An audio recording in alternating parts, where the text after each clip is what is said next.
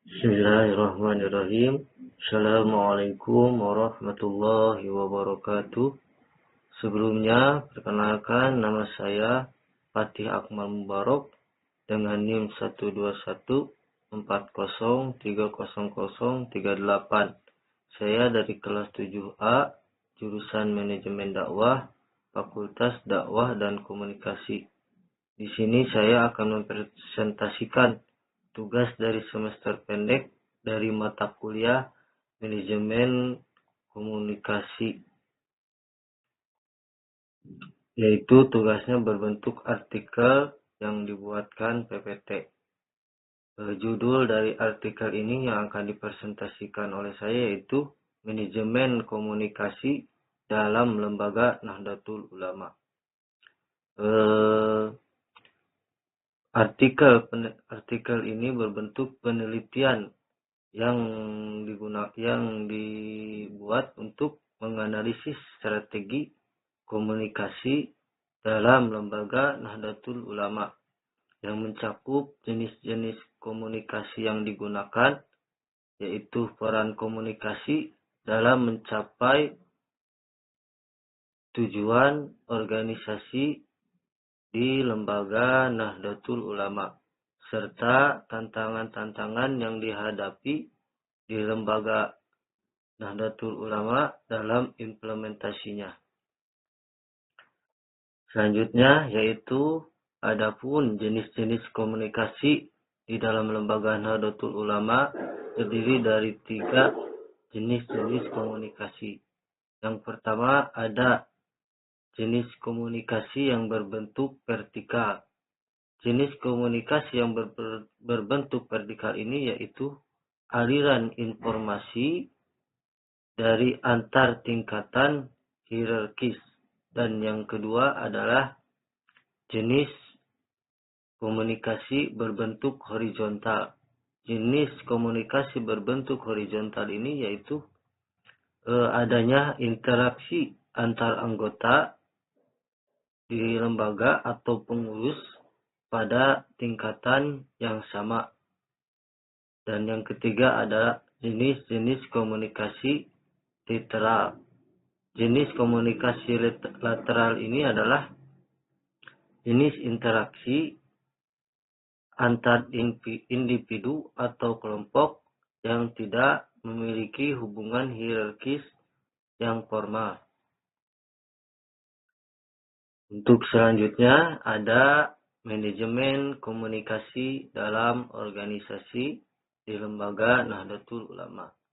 Nah, manajemen komunikasi dalam organisasi Nahdlatul Ulama ini terdiri dari tiga manajemen komunikasi. Yang pertama ada pertemuan, yaitu komunikasi yang langsung bertatap muka atau daring di setiap antar anggota ataupun dengan pemimpin dari lembaga Nahdlatul Ulama. Yang kedua juga ada yang berbentuk dengan media sosial.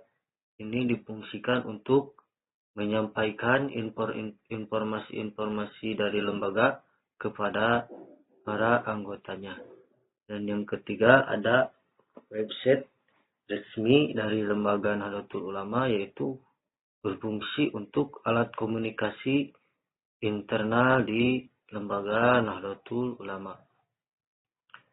Oke, untuk selanjutnya adalah di sini ada pentingnya komunikasi dalam kepemimpinan Nahdlatul Ulama, di mana komunikasi ini sangat penting di dalam suatu lembaga untuk mencapai tujuan yang akan dicapai dalam suatu lembaga. Dan di lembaga Nahdlatul Ulama ini ada 3 komunikasi yang sangat penting yang dibangun oleh antar pemimpin dan anggota. Yang pertama adalah yaitu hubungan yang harmonis, yaitu dengan membangun hubungan yang baik antar pemimpin dan para anggotanya dalam melakukan diskusi ataupun yang lainnya. Dan yang kedua ada rasa saling percaya, yaitu untuk meningkatkan kepercayaan antar pemimpin dan anggota, kepercayaan dalam membangun sebuah tujuan yang ingin dicapai dalam suatu organisasi, yaitu dengan meningkatkan rasa percaya antara pemimpin dan anggotanya. Dan yang ketiga itu ada komunikasi yang solidaritas, yaitu untuk memperkuat solidaritas dan hubungan antar anggota, di mana di sini dibangun hubungan antar anggota, antar pemimpin lembaga dengan solidaritas, membangun hubungan kekeluargaan, supaya dengan memperkuat solidaritas ini bisa membangun lembaga dengan mempererat kekeluargaan. Yang selanjutnya yaitu ada juga di samping ada pentingnya komunikasi dan jenis-jenis komunikasi, mungkin ada beberapa juga kendala, dan ini di sini ada dinamika komunikasi dalam struktur Nahdlatul Ulama, di mana masih banyak di samping pentingnya adanya jenis-jenis komunikasi di lembaga, ada juga dinamikanya. Di antaranya ada yang pertama adalah penyebaran geografis yang luas, di mana banyaknya anggota NU tersebar di berbagai wilayah yang membuat komunikasi sulit untuk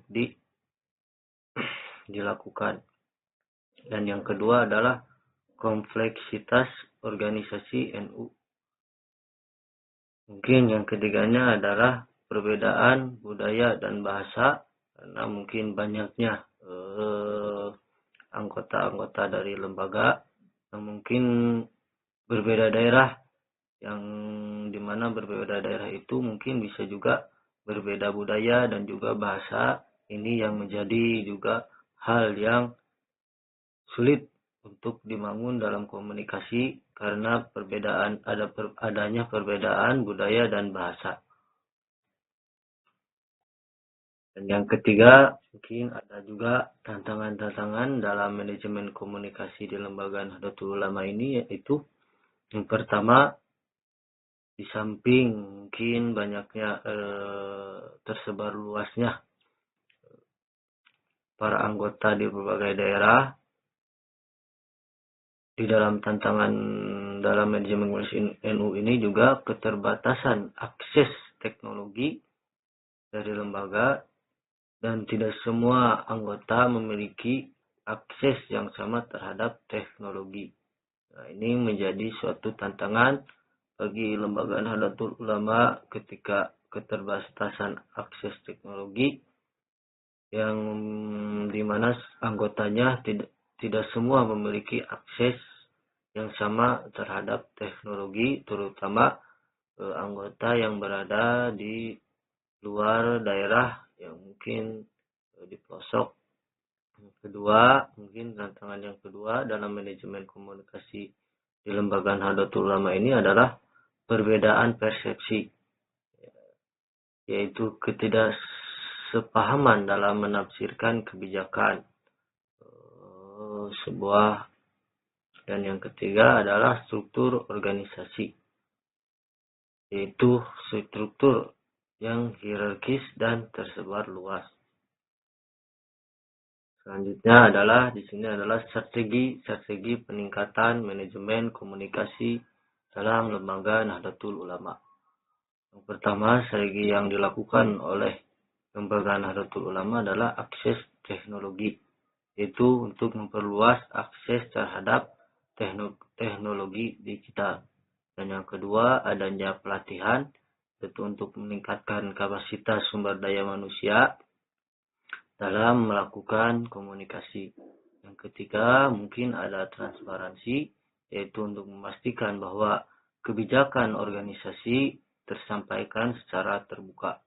Yang keempat, yaitu media digital, yang dimana sangat penting di zaman ini untuk memanfaatkan sebuah media digital, terutama media sosial dan juga aplikasi digital yang lainnya. Dan yang kelima adalah koordinasi, di mana koordinasi itu yaitu untuk meningkatkan koordinasi antar pengurus di lembaga. Dan yang keenam adalah evaluasi, di mana evaluasi ini dilakukan secara berkala terhadap sistem komunikasi yang sudah dibuat dalam lembaga Nahdlatul Ulama.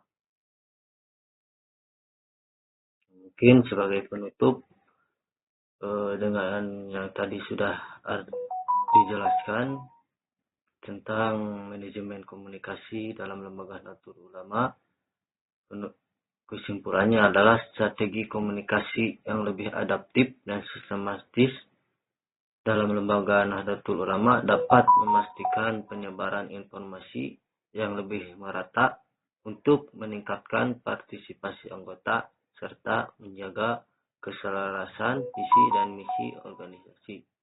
Mungkin itu saja dari saya yang bisa saya jelaskan dari tugas artikel dari mata kuliah manajemen komunikasi yang diperuntukkan untuk semester pendek.